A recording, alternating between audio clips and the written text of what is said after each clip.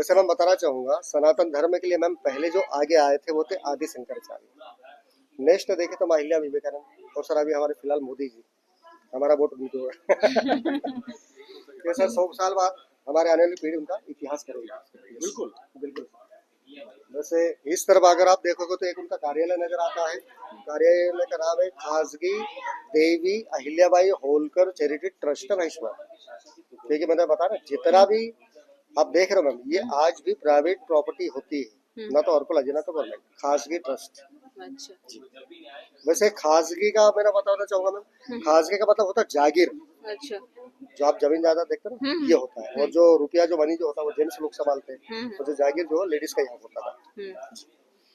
आप देख रहे हो ये सारे होटल के रूम्स हैं, और इस तरफ जिन्होंने रूल किया है अब देखो 14 राजा। फर्स्ट है मल्लाराव जी होलकर, जिनका रूलिंग टाइम जो है 1728 से 1766 तक। उसी के बाद है मालराव होलकर देवी अहिल्याबाई होलकर के सन, जिनका रूलिंग टाइम 1766 से 1767, मात्र 1 ईयर से 1 महीना 9 महीने 18 दिन। उसी के बाद नेक्स्ट आप जो देख रहे हो देवी अहिल्याबाई होलकर की तस्वीर है।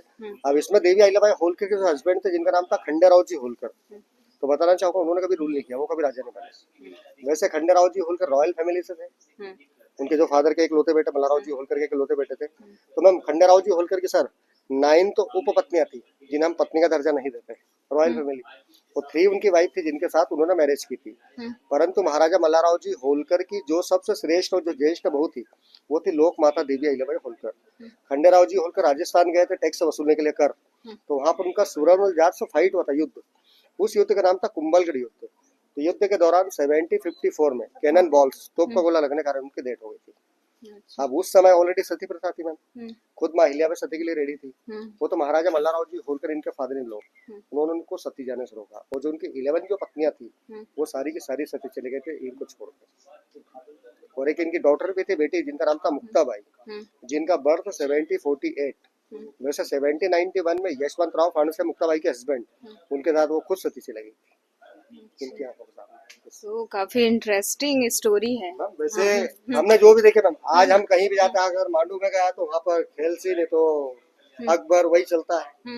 आज इनके बारे में काफी लोग जानते ही नहीं। बड़ा दुख होता है हमें कि जिन्होंने ये काम किया है उनके बारे में आज तक ना तो किसी गूगल वो ना तो किसी भूगोल में ना तो कोई इतिहास में जाना गया है। क्योंकि मैम इनके बारे में आपने कहीं पढ़ा भी नहीं होगा। नहीं, इतना डिटेल्स हम लोग नहीं जानते यस थे। यस। वैसे मैम नीचे आप देखोगे तो उस समय का एक सिंबल भी आपको नजर आएगा, राज्य चिन्ह दिखाई दिया, राज्य चिन्ह। अब राज्य चिन्ह के अंदर आप देख सकते हो जिसमें घोड़ा, छत्र, सूर्य, भाला, नंदी, खंडा, और नीचे देखिए धान भी है।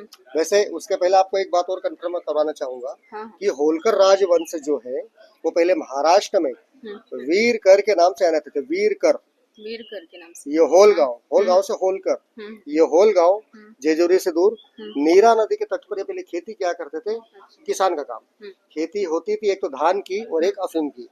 वैसे महाराजा मल्लाराव जी होलकर के जो परदादा थे ना, उनका नाम था मालीबा, और मल्लाराव जी होलकर उनके 12वें वंशज थे। अब देखा जाए तो मल्लाराव जी होलकर बाजीराव पेशवा के पहले एक सिपाही थे।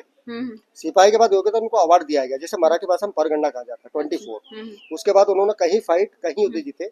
उसके बाद उनको 74 परगणास का अंजाम दिया गया। उसके बाद वो किंग राजा बने। इसीलिए बोला जाता है कि सिपाही से सूबेदार की हैसियत अनुसार मल्लाराव जी होलकर को पदोन्नत किया गया। 3 अक्टूबर 1730 को उनको 74 परगणास का अंजाम दिया। उसके बाद वो किंग राजा बने। वैसे एक संस्कृत में बहुत अच्छा श्लोक भी लिखा गया वहां पर, देखिए राज्य चिन्ह के नीचे, जिसमें लिखा गया है प्राहो में सोलाभ्या श्री कर्तु प्रारब्ध धातु जी। इसका अर्थ ये होता है भगवान उमेश शिव ने कहा है कोशिश करने वाले की कभी हार नहीं होती, या जो प्रयास करेगा उसको सफलता जरूर मिलेगी। ये तो सही कहा सर आपने। Thank you ma'am. वैसे मैम लाइफ में आज उस समय में कोई टेक्नोलॉजी नहीं थी। उस समय मैम एक रानी ने, जैसे हम वोट तो देंगे तो मल्लाराव जी होलकर को भी, मैम वही उन्हें सती जाने से बचा के रहे। अगर वो सती जाने चले जाती ना तो कोई होलकर डायनेस्टी, ना तो कोई जीर्णोद्धार, ना तो कोई सनातन धर्म की बातें होती। लेकिन मैम मल्लाराव जी होलकर ने उन्हें रोका, तभी वो रुकी। फिर महिला तो सती के लिए रेडी थी, तो महिला द्वारा ये पूरा काम किया गया। अगर वो सती चले जाती तो मैम कोई इतिहास नहीं, वही हमको टोपी पहनना पड़ती और नमाज पढ़ना पड़ती।